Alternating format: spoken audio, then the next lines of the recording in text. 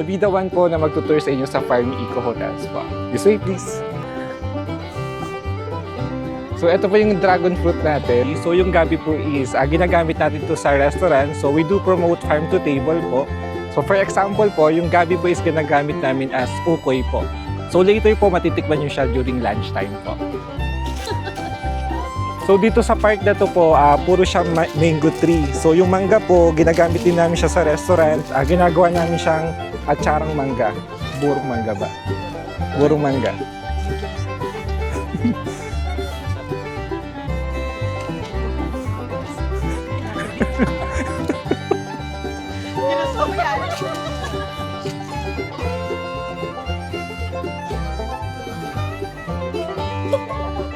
Mga chicken, itik, organic pig.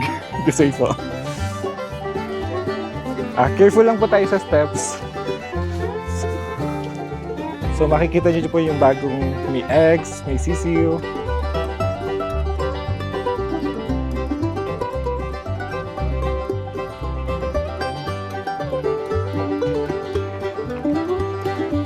So, andito naman po yung mga native, pigs. Ay, chawan laki! Native pig. So, ito yung native pig dito sa Villas. May mga pangalan to. So, this one is si Georgie. Yung pangalawa, si George.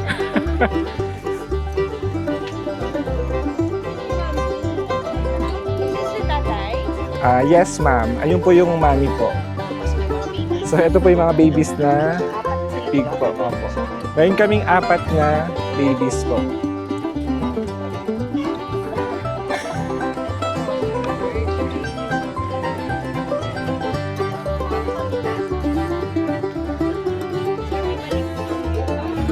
Bali, ma'am, as of now, kaka-harvest lang po namin kahapon po.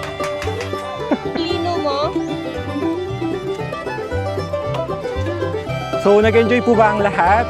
Yes! So, thank you so much po for joining me dito sa Eco Farm Tour po. Thank you!